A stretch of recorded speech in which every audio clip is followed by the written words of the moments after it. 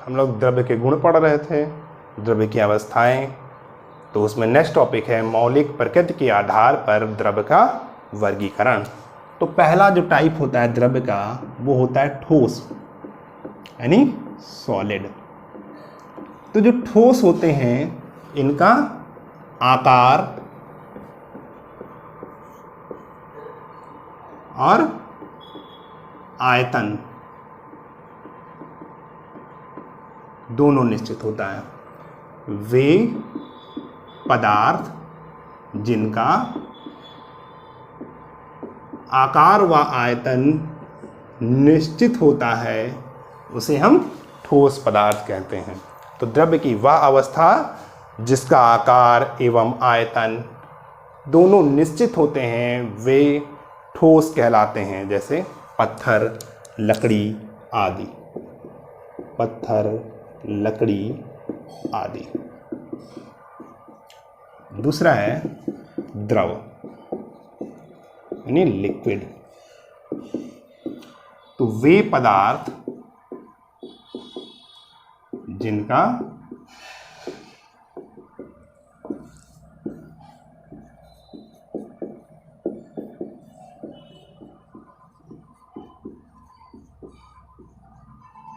ठीक है, तो वे पदार्थ जिनका आकार निश्चित नहीं होता है,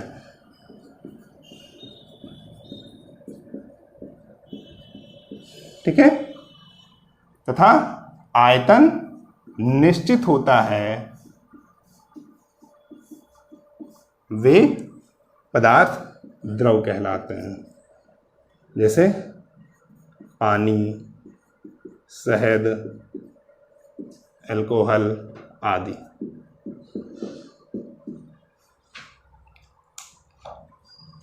नेक्स्ट अवस्था आती है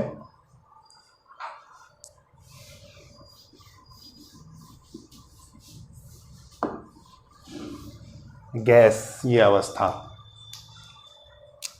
दूसरा गैसीय अवस्था। अब गैसीय अवस्था क्या होती है? द्रव्य की वह अवस्था, ठीक है, जिसका ना तो आकार निश्चित होता है ना ही आयतन निश्चित होता है, ये भी नहीं निश्चित है। द्रव्य की वह अवस्था जिसका ना तो आकार निश्चित है ना आयतन निश्चित है, वह सब क्या कहलाते हैं? गैस अवस्था कहलाती है। जैसे हाइड्रोजन, हीलियम, ठीक है, कार्बन आदि।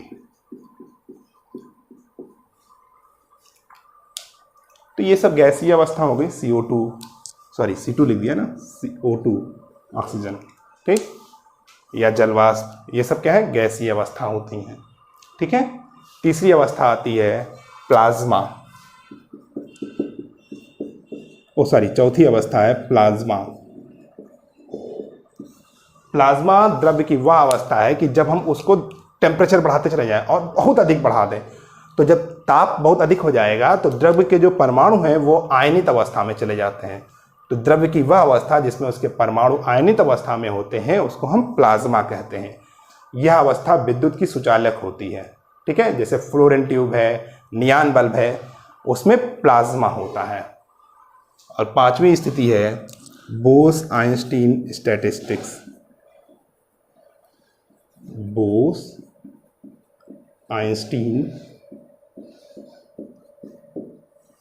ठीक है, ठीक है, कंडेंसेट।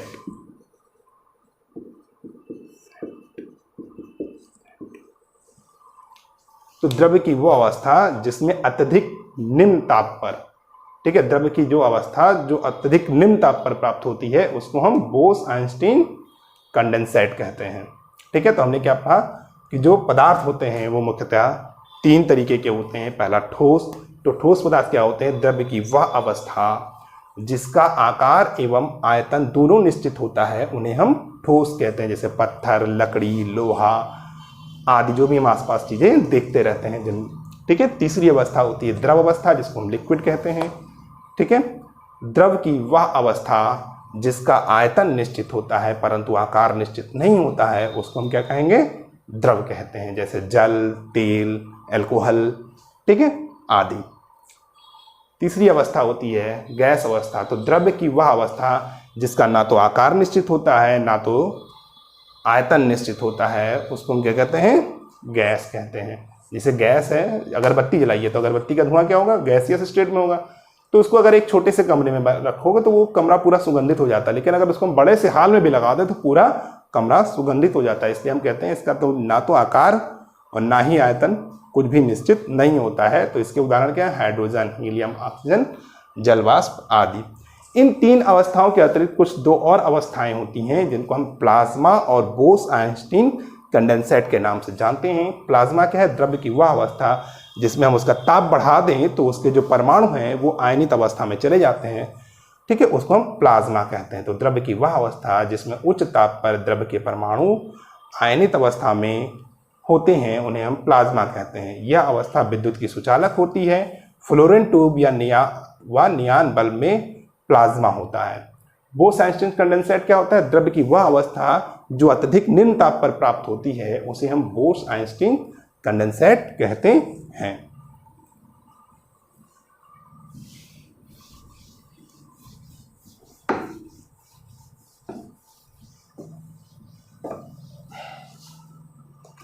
नेक्स्ट टॉपिक है द्रव्य के कण।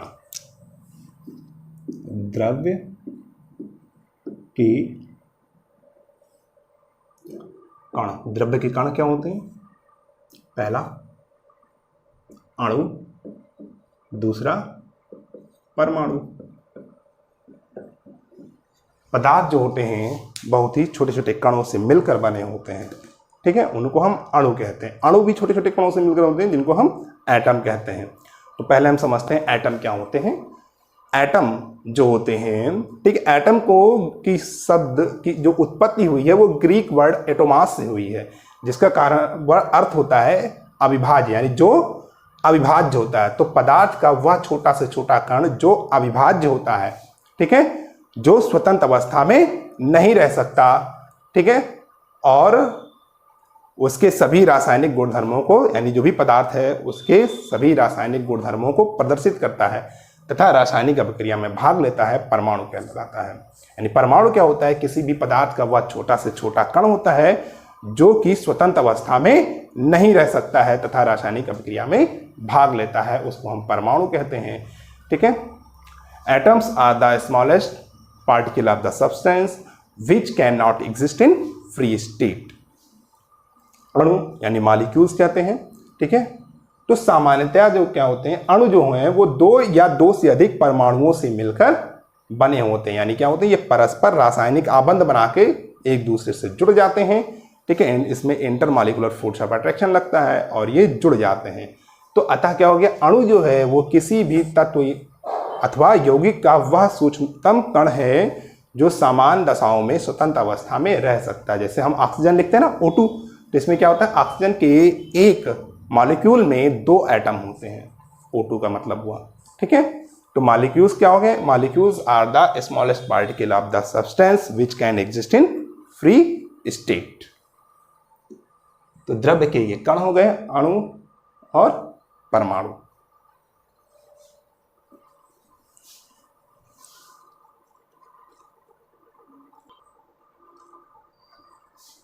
नेक्स्ट टॉपिक है द्रव्य के कणों के अभिलाक्षणिक गुणधर्म। तो किसी भी द्रव के अधिकांश गुणधर्म उसके अणुओं में उपस्थित परमाणुओं, ठीक है, एवं उनके पारस्परिक आबंध के कारण पर निर्भर करती है, ठीक है, कि उसके जो परमाणु हैं कैसे जुड़े हुए हैं। जैसे ग्रेफाइट, ठीक है, ग्रेफाइट तथा हीरा कार्बन के ही अपर रूप हैं, ठीक है। ग्रेफाइट और हीरा जो है वो कार्बन के अपर रूप हैं, ये कार्बन परमाणुओं द्वारा ही निर्मित होते हैं, परंतु दोनों की जो परमाणु संरचना होती है वो भिन्न भिन्न होती है। तो इनकी पारमाणविक जो संरचना होती है उसकी भिन्नता के कारण इनके भौतिक गुणों में भी अंतर पाया जाता है। जैसे हीरा क्या हो गया, सर्वाधिक कठोर पदार्थ है, और ग्रेफाइट क्या हो गया, मृदु पदार्थ है। बल्कि बने क्या होते हैं, दोनों ही कार्बन के ही बने हैं होते हैं, लेकिन इनके बीच में जो परमाणुओं का आबंध होता है परस्पर वो अलग अलग होता है, ठीक है। नेक्स्ट टॉपिक है द्रव्य का अणुगति सिद्धांत, ठीक है, काइनेटिक थ्योरी ऑफ मैटर। ठीक है, इस सिद्धांत के अनुसार क्या होता है, पदार्थ छोटे छोटे कणों से मिलकर बना होता है जिन्हें हम अणु कहते हैं।